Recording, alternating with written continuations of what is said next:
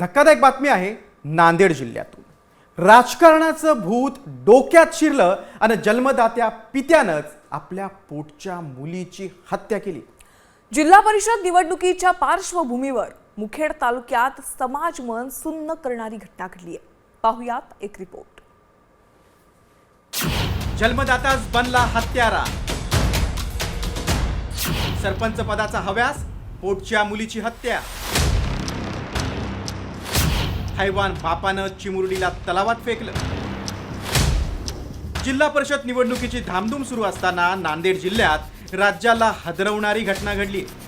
राजकीय स्वार्थासाठी जन्मदात्या पित्यानंच आपल्या पोटच्या मुलीची हत्या केली आहे। निवडणुकीत तिसरा अपत्य अडथळा ठरू नये यासाठी नराधम बाप क्रूर झाला। पांडुरंग कोंडामंगले असं आरोपीचं नाव आहे। मुखेड तालुक्यातील केरूर गावातील रहिवासी आहे। त्याला 3 वर्षांचा मुलगा आणि 6 वर्षांच्या जुळ्या मुली आहेत। त्याचं सलूनचं दुकान आहे। सरपंच होण्याचं स्वप्न बाळगून तो निवडणुकीची तयारी करत होता। मात्र 3 अपत्यांचा नियम त्याची अडचण होती। मात्र सरपंच होण्याच्या हव्यासापायी बाप हैवान झाला।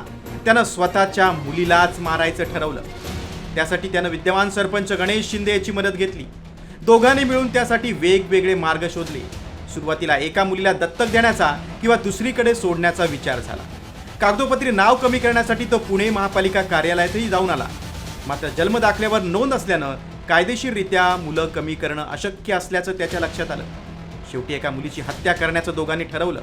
मुलगी प्राचीला तेलंगणा राज्यातील कटापल्ली परिसरात त्यांनी नेलं आणि तलावात फेकून दिलं। शेतातल्या मजुरांना मृतदेह दिसला। तपासानंतर तेलंगणा पोलिसांनी नराधम बापाला अटक केली। Upcoming general local body elections में केरूर ग्राम पंचायत से सरपंच कॉन्टेस्ट करने के लिए 3 बेटे हैं तो डिस्क्वालिफाइड बोल के, एक बेटे को कैसा तो भी निकाल देना बोल के, एक बेटी को उधर से लाके इधर तेलंगाना में मार डाल दिया। इन्वेस्टिगेशन करते, इसके पीछे कोई दूसरा है तो भी उसके ऊपर भी केस रजिस्टर करके जेल को भी जाते। तेलंगणा पोलिसांनी मुलीचा मृतदेह ताब्यात घेऊन तिचे फोटो सोशल मीडिया आणि वर्तमानपत्रात प्रसिद्ध केले।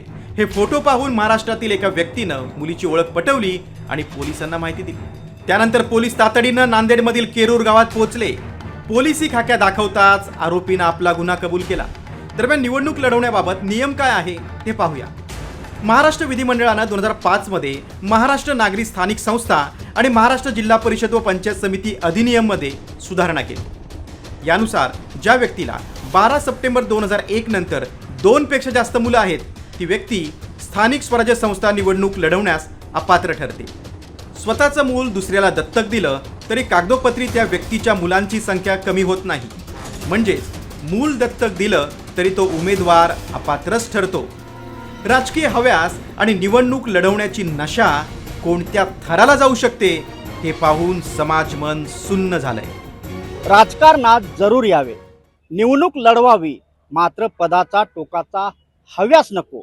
मुखेड तालुक्यातील घटनेने राजकारणात माणूस कसा राक्षस होतो याचं धक्कादायक उदाहरण समोर आले। राजकीय महत्त्वाकांक्षा बाळगणारी काही माणसं स्वार्थासाठी रक्ताच्या नात्याचाही बळी देतात असंच म्हणावं लागेल। संजय सूर्यवंशी, साम टीव्ही न्यूज, मुखेड, नांदेड।